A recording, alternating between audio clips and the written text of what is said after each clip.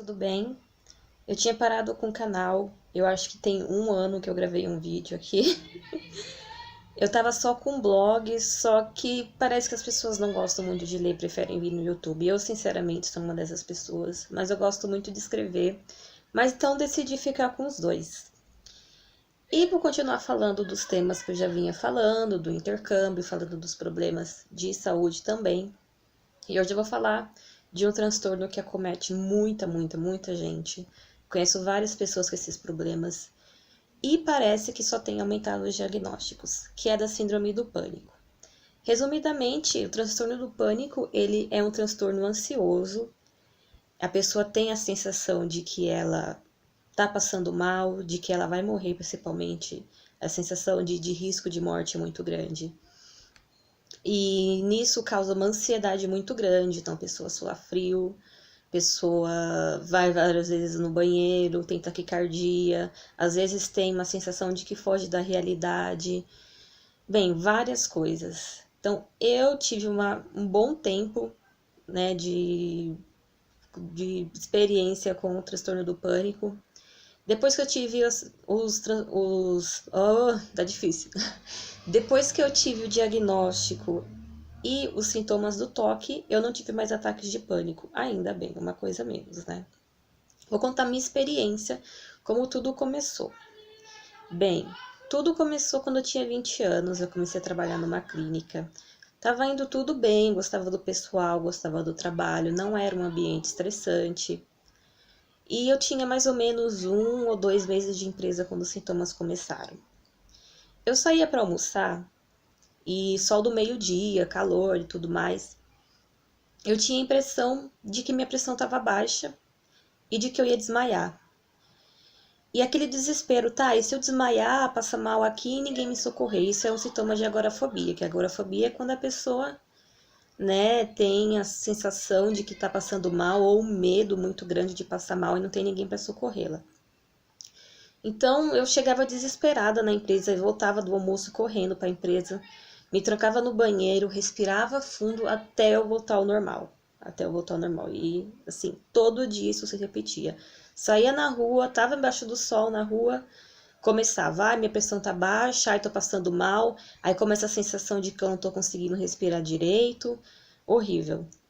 E outras vezes até dentro da clínica mesmo, eu tinha a impressão de que eu estava passando mal, de que eu não estava conseguindo respirar. Sempre a sensação, ai, minha pressão tá baixa.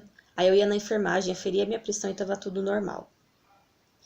Aí, até que um dia eu fui no cabeleireiro, era um sábado, saí do trabalho, era cerca de 1 hora da tarde, estava no ponto de ônibus para ir para casa.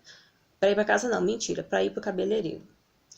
Aí eu cheguei no cabeleireiro, tudo bem, ia fazendo uma progressiva. Aí eu tava deitada para lavar meu cabelo. Aí eu comecei a sentir um desconforto no pescoço. Nesse desconforto do pescoço, eu comecei a ter a sensação de que eu não estava conseguindo respirar direito. Aí começou o desespero, porque na hora você não pensa. Quando começa a ansiedade, esse desespero, na hora você não pensa. Comecei, ai, tô passando mal, não tô conseguindo respirar direito. Aí eu já comecei a pensar que era do produto, que o cara também já estava começando a passar o produto enquanto eu estava lá deitada. Aí ele parou o procedimento, lavou meu cabelo, chamamos os meus pais e aí nós fomos pro hospital. E no trajeto pro hospital, teve uma hora que eu falei, não, para o carro, chama a ambulância porque eu não tô conseguindo respirar, não tô conseguindo respirar. A sensação é muito real, sensação de que tá tudo fechado por dentro e de que o ar não tá passando, só que o ar tá passando. Mas a sensação é muito real, você realmente sente que você não tá conseguindo respirar. Aí fui pro hospital, passei com o médico examinou tudo, viu na minha garganta, se não tinha nada obstruindo, tudo normal. Falou, não, isso é ansiedade. Eu fiquei, né? Como assim ansiedade? E eu já tinha tido problemas de ansiedade, crises de ansiedade mais amenas, nunca tinha tido nada referente a estar passando mal ou a estar morrendo. Aí eu fiquei meio assim, nossa, ansiedade, que coisa, né? Aí ele me passou um fitoterápico, que pra mim, e eu acho que pra maioria das pessoas que tem um transtorno, remédio fitoterápico não resolve.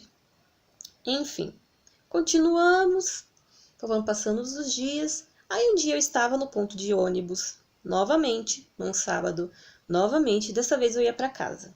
Estava voltando do trabalho.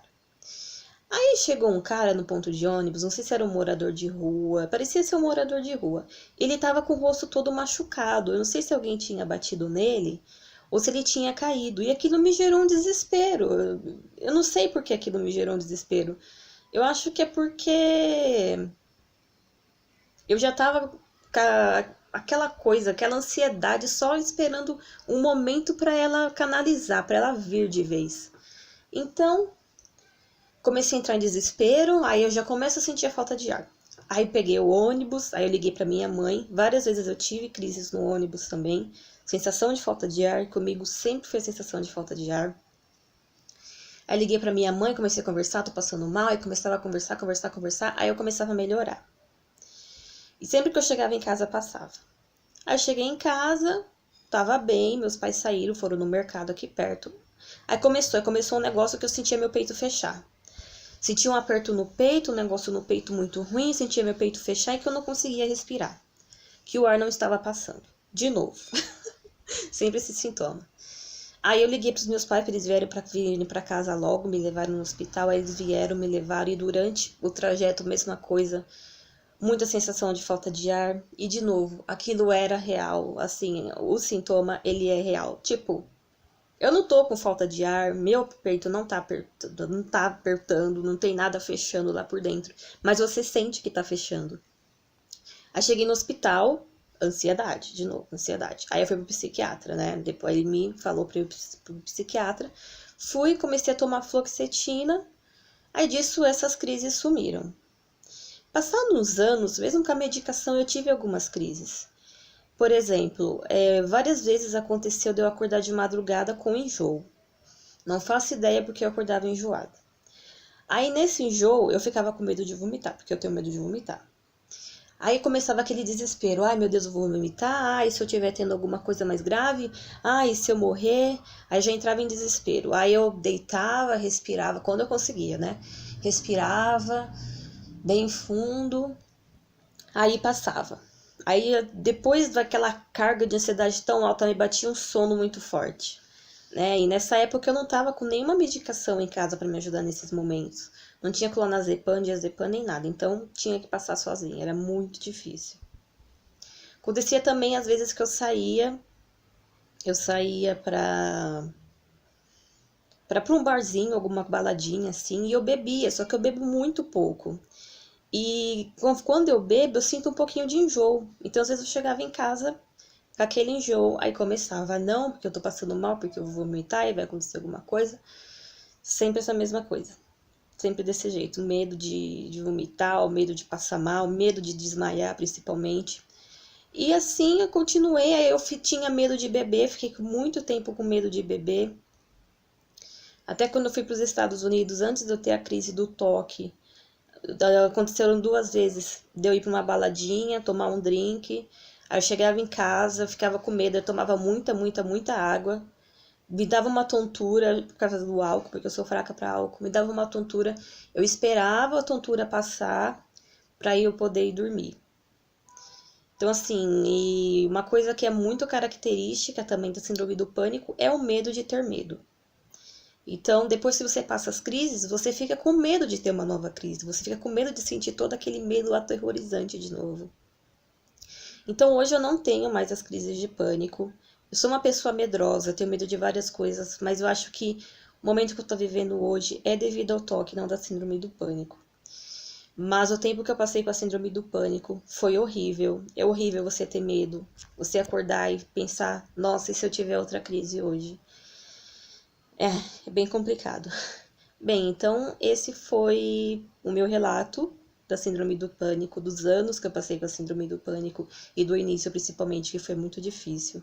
Espero que vocês tenham gostado, espero que ajude alguém. E o mais importante, sempre busquem tratamento, psiquiatra, psicólogo principalmente, que vai ajudar bastante. Então, o vídeo de hoje é esse, eu espero que vocês tenham gostado. Eu vou fazer mais vídeos, tanto do intercâmbio falando de outros transtornos também, que eu tenho bastante coisa para falar. Então, por hoje é só. Tchauzinho!